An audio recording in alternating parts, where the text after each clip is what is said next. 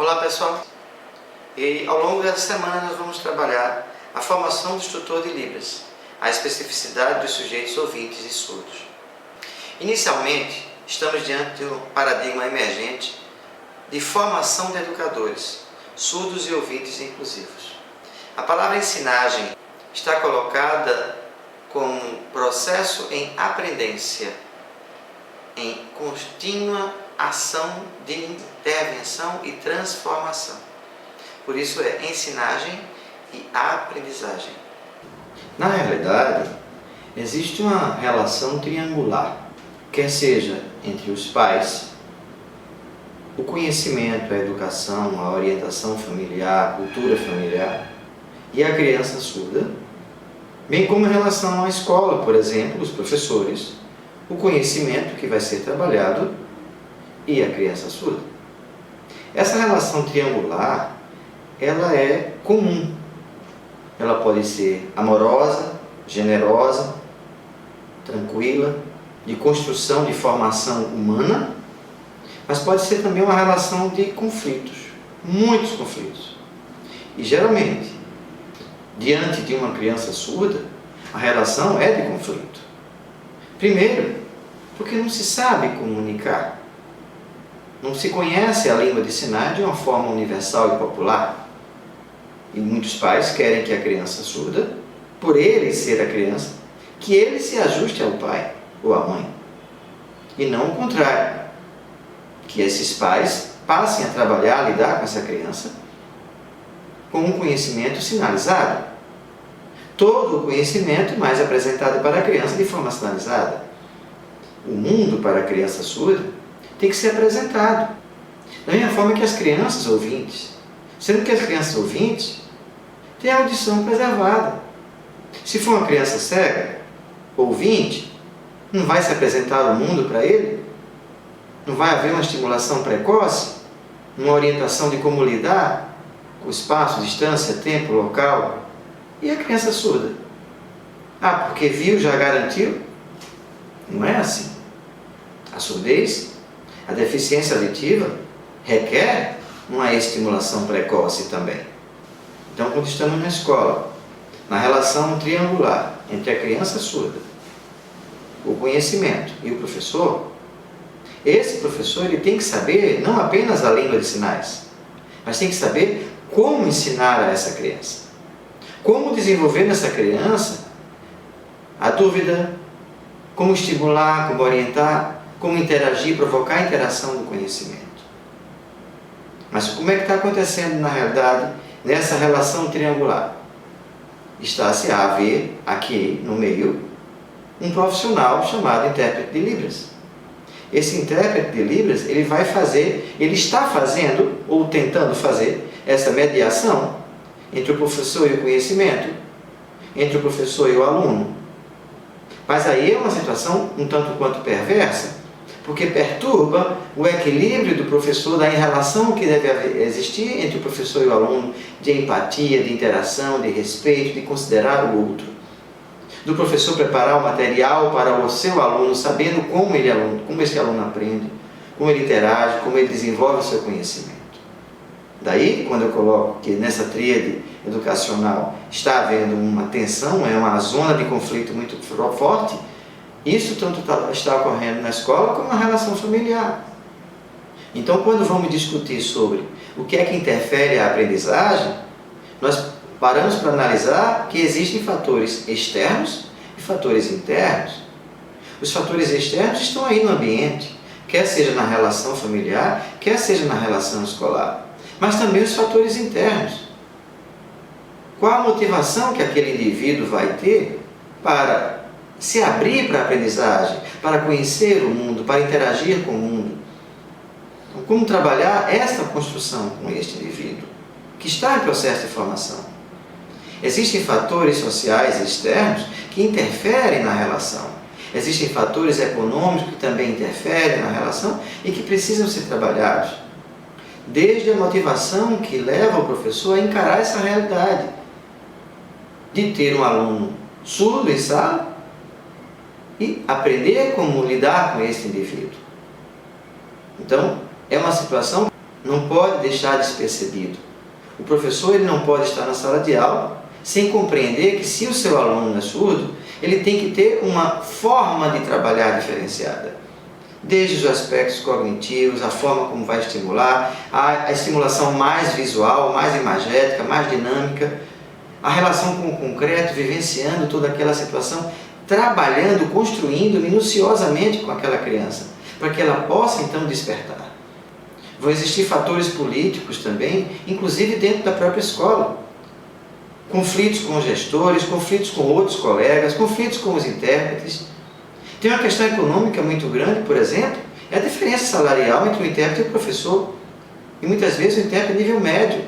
Então tem nível médio, tem nível superior, mas existe a diferença salarial.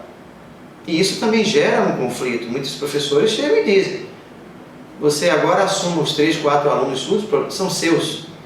E não pode ser dessa forma.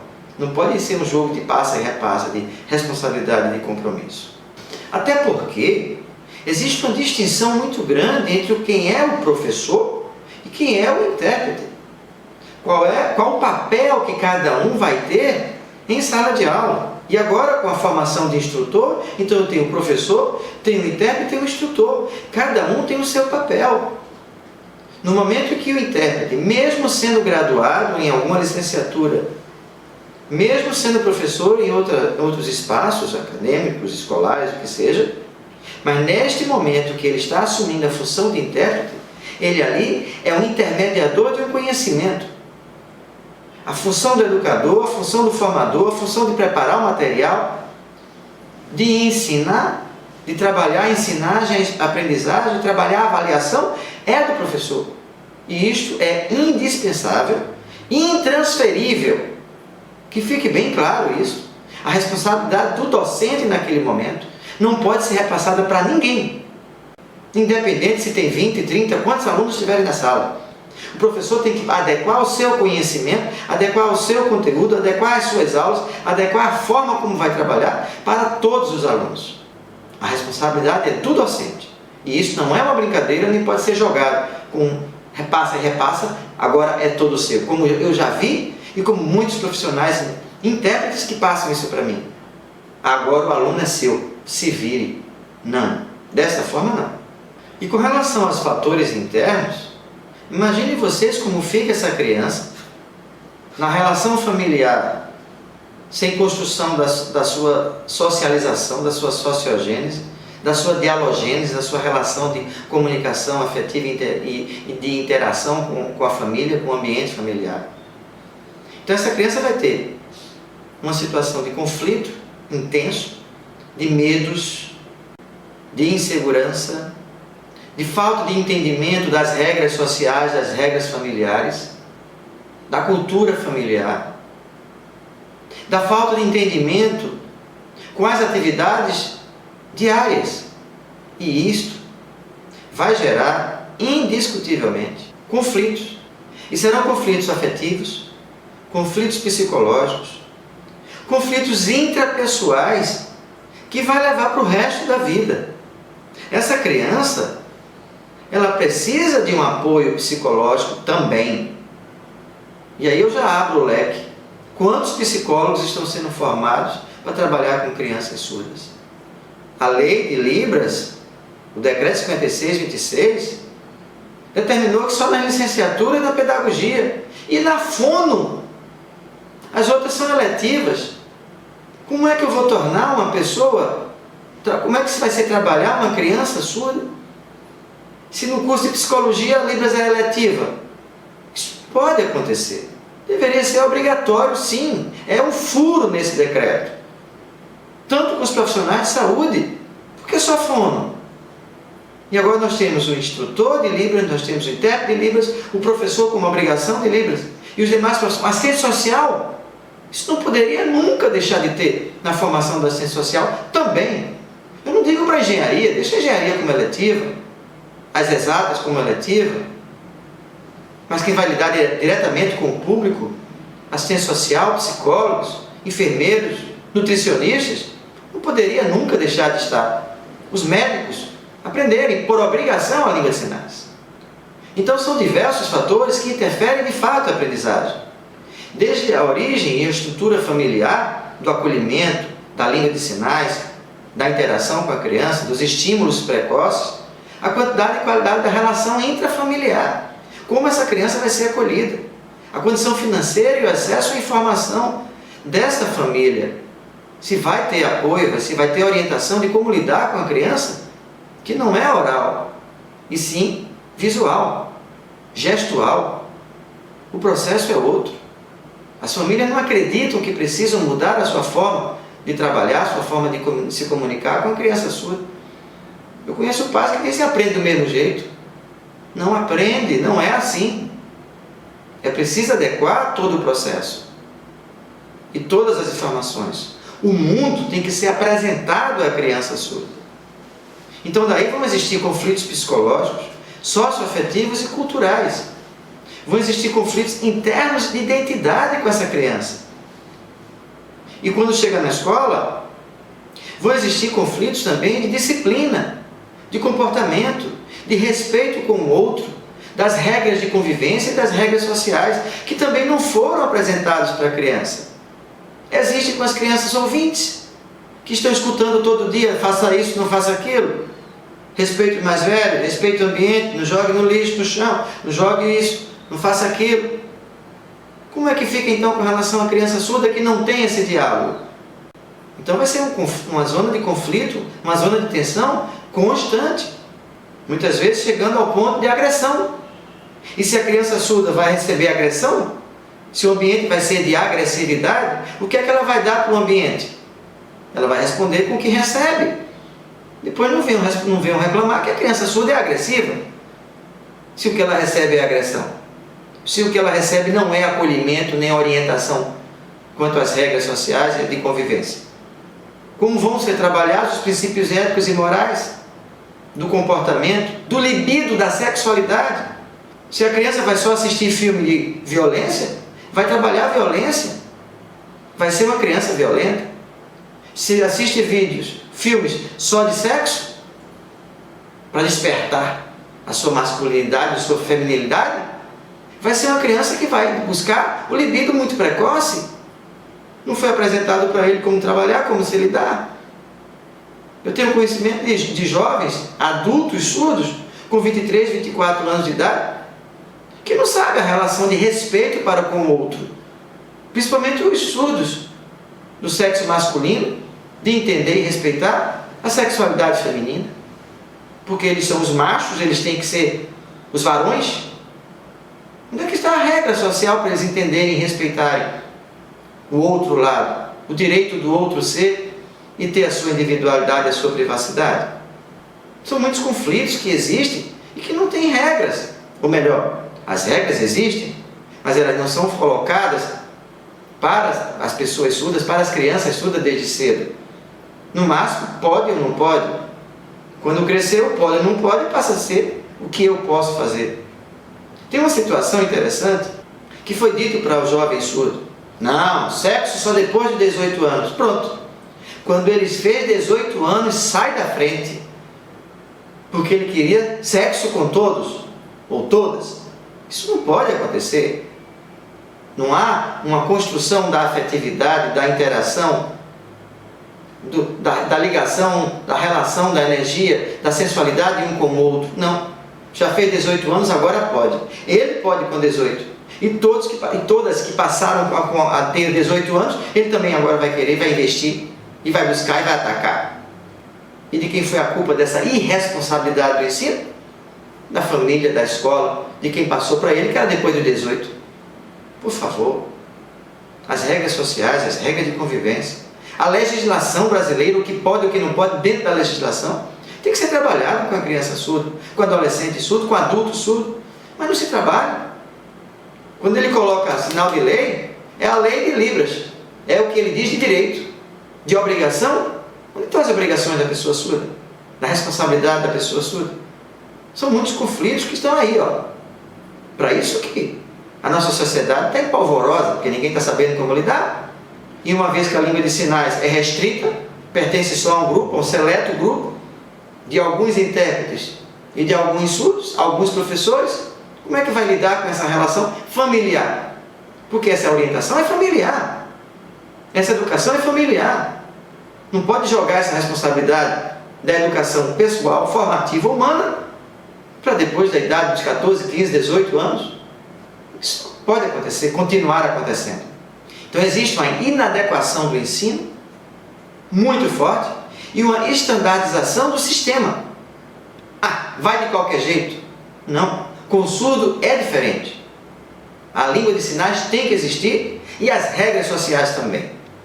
Não pode deixar o surdo criar sua própria lei, porque é o que está acontecendo. Fica jovem, fica adulto e determina, ele manda. O surdo pode tudo. Isso não pode continuar a acontecer assim. Mas é como está acontecendo nas escolas. Os professores não sabem como lidar. O intérprete, por sua vez, também não vai entrar no conflito. Sabe por quê? Porque ele é a pessoa de intermediação. Se ele não fizer o que o surdo quer, o surdo diz que ele é fraco, ele não presta, não gosta dele e pede para trocar. Se junta tudinho e diz que ele não presta. Como aconteceu com o surdo, pedindo porque o intérprete não estava dando a questão da prova para ele na avaliação. Isso é só uma questão da prova. E quando é uma questão social, uma questão de interação, uma questão dos interesses da pessoa surda. Então, para vocês que estão fazendo o curso de instrutor de Libras, vocês precisam despertar para essa situação e não deixar a coisa acontecer de uma livre demanda de qualquer jeito, como está acontecendo, sem um controle, sem uma orientação, sem uma definição do que é respeito, do que é limite, do que é regra social, regra de convivência, do respeito de ir e vir de um e do outro. Isso precisa ter uma parada imediata, é um corte assim, ó. Alguém tem que mudar essa realidade, que não pode continuar dessa forma. E não é segregando escola bilíngue, escola de surdo, escola especial de surdo, que isso vai se resolver. Porque está tudo acontecendo dessa forma. Sem um controle, sem uma orientação, sem uma definição e decisão de mudança. No item 8, nós vamos ver que toda criança tem uma historicidade. Tem o que aconteceu com ela desde a infância. E isso a escola precisa saber. Desde os professores, os instrutores, os intérpretes. Essa história da criança precisa ser trabalhada na escola, para que possa haver uma interação família-escola. Não pode acontecer como está acontecendo, a escola dá uma organização, dá uma regra, dá uma definição, dá um certo ensinamento, e em casa é outro. São espaços distintos. A criança vai dizer que em casa não presta, porque aqui na escola tem surdos, tem outros colegas, vai conviver melhor, então a casa é fraco. Os pais são fracos. E essa relação, isso não pode acontecer. Isso é perverso para a relação familiar. Ainda tem autores que dizem que se a criança, adolescente, tem que se afastar da família, que a criança surda se afaste desde cedo, logo dos 3, 4, 5 anos de idade, para poder aprender a cultura surda. Isso não existe. Isso é infanticídio. Isso é perverso. Isto não pode continuar com esse discurso de intérpretes, de professores, de surdos, de criar uma cultura surda e afastar toda a família dessa relação. Não. A cultura dessa criança é a cultura familiar. E a família tem que aprender a língua de sinais e como interagir com seu filho desde pequeno, desde o primeiro dia de vida, desde o primeiro dia que descobriu que a criança é surda. Para que a gente possa ter uma sociedade saudável, harmônica, de respeito, de consideração, de interação, onde as crianças ouvintes e surdas possam conviver interagindo e sendo um grupo de harmonia, de união, e não segregado e não afastado. É preciso reforçar a cada dia e a cada momento essa situação. Até porque é necessária oportunidade de vivência. E só vai haver essa vivência se os pais estiverem juntos. Os pais têm que saber quais são as regras da escola, a escola tem que saber quais são as regras dos pais, para daí então começar a fazer essa relação. Com a criança ouvinte não precisa, porque os pais já vão procurar uma escola que seja convincente e que seja condizente com o que eles já pensam. Os pais já vão colocar numa escola que atenda a necessidade, já conversa com o professor, já diz como é que deve ser, já pergunta ao professor como é que ele está se comportando, como é que ele está indo. Mas como é que é com a família ouvinte, que não sabe língua de sinais, e uma criança surda numa escola? Como é que está meu filho? Está bem. Ele hoje foi agressivo. Ele hoje... Tá. E só isto? Não. Pai, é preciso ensinar esta regra de convivência porque ele está chegando aqui agressivo, assim, assim, assim. Veja como é que está sendo sua relação em casa. Que tipo de convivência, que tipo de orientação, que tipo de comunicação você está dando para seu filho? Que tipo de educação você está construindo no seu filho, formando enquanto pessoa, enquanto sujeito, enquanto cidadão?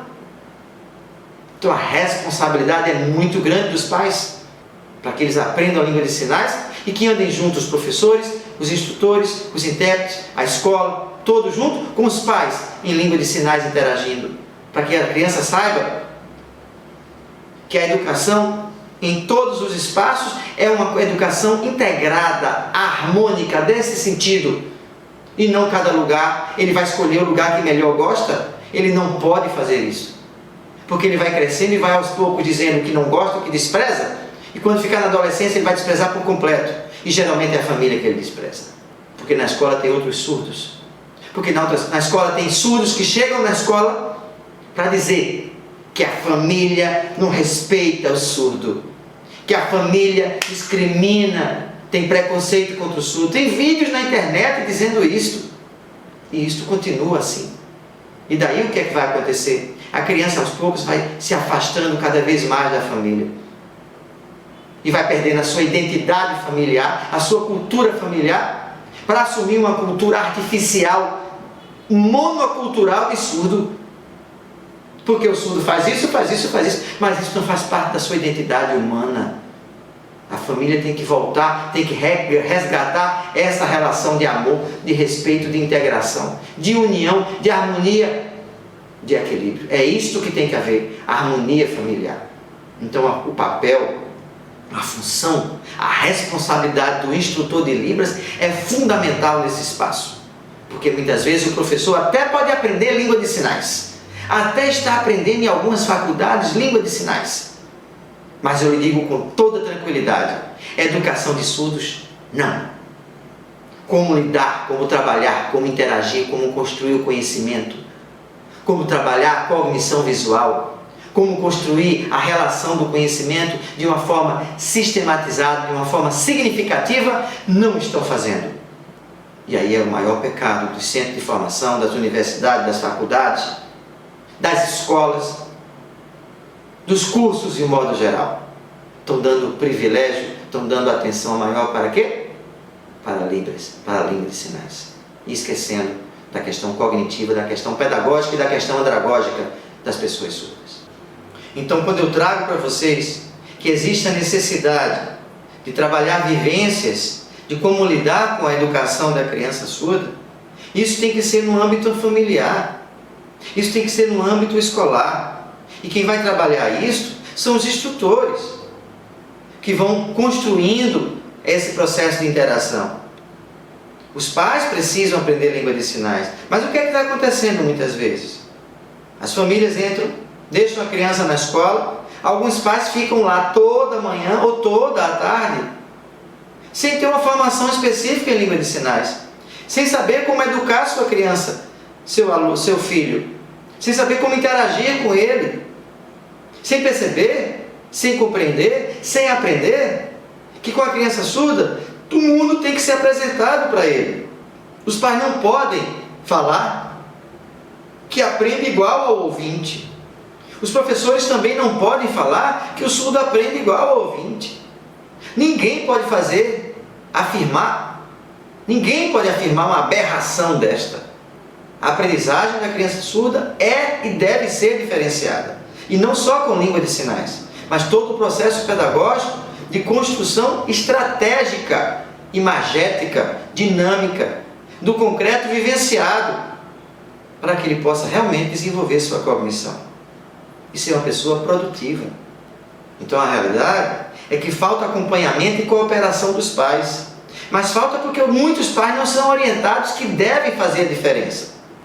Isto muitas vezes se deve pela falta de escolaridade dos pais.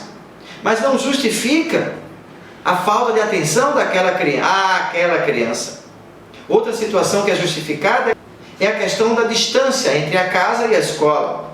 Tem escola que não acolhe a criança surda próximo da casa, porque não tem professor. Eu conheço situações que a criança, com 12, 13 anos de idade, ela anda 2 léguas no interior, cada légua 6 quilômetros, 2 léguas são 12 quilômetros. Sai de casa às 5h30 da manhã, vai chegar na escola às 7h30, 8 horas, 9, com fome, para de 11h30 a meio-dia terminar a aula. O que é que essa criança está fazendo? Não tem sentido isso. Então vai uma vez, vai 2 na semana, não vai todo dia, não tem sequência. O professor, por sua vez, também não sabe como lidar.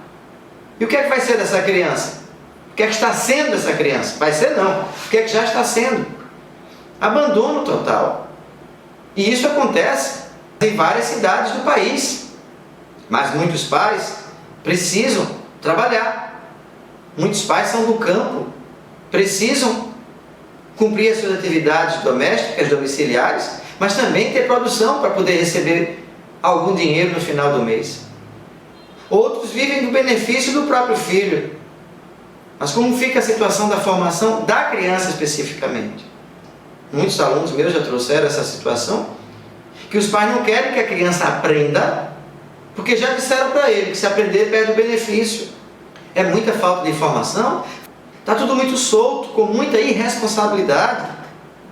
Uma outra situação de conflito também, escolar, é a questão da retenção.